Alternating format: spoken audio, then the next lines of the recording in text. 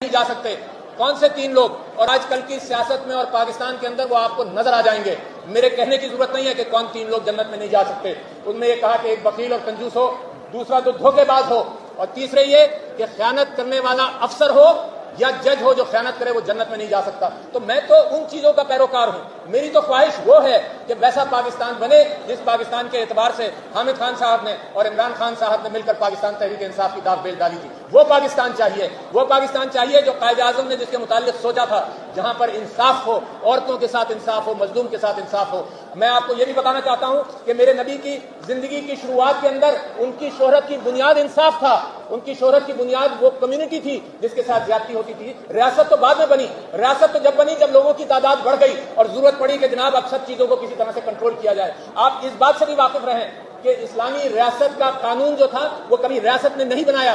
اسلامی ریاست کا قانون فقہا نے، علماء نے اپنے فیصلوں کے ذریعے بنایا۔ یہ تو آئین کی تاریخ جو ہے پچھلے 100 سال میں ہے، ورنہ عثمانی سلطنت کے زمانے تک یہ بات تھی کہ قانون تھا اللہ کا، انٹرپریٹیشن تھا مفتیوں کا جو کمیونٹی سے انصاف لیتے تھے، جو کمیونٹی میں انصاف کرتے تھے، تو وہاں سے انسپریشن لیا جاتا تھا۔ میں آپ کو ان قاضیوں کا ذکر کرتا ہوں جن قاضیوں پر نے اسلام کی تاریخ لکھی۔ اس حوالے سے قاضی ابو عمر جب تیونس گئے تو انہوں نے تیونس جانے سے پہلے یہ کہا کہ میں جا رہا ہوں، میری چیزیں دیکھ لو، میری ایک بیوی ہے وہ میرے ساتھ ہے، میرے ساتھ ایک گٹھڑی ہے جو کتابوں کی گٹھڑی ہے، میرا ایک چوغا ہے، چند کپڑے ہیں، اور میں تمہیں دکھا رہا ہوں کہ میں جا رہا ہوں تیونس چیف قاضی بن کر، اور جب واپس آؤں گا تو پھر میرا حساب لینا کہ یہی چیزیں میرے پاس ہیں۔ اور جب وہ بوڑھے ہو گئے، ریٹائر ہو کر جب واپس آئے، پھر انہوں نے مجمع بندرگاہ پر جمع کیا اور کہا کہ دیکھو جو 3 چیزیں لے گیا تھا وہی 3 چیزیں لے کر آیا ہوں۔ یہ وہ پاکستان ہے جس کے اندر کسی کے اوپر آپ سوال کریں کہ تمہاری جائیدادیں کہاں سے آئی، تو وہ کہتے ہیں کہ سوال یہاں مت کرو، نیچے کی عدلیہ سے شروع کرو، 10-15-20 سال میں گواہ مر جائیں گے،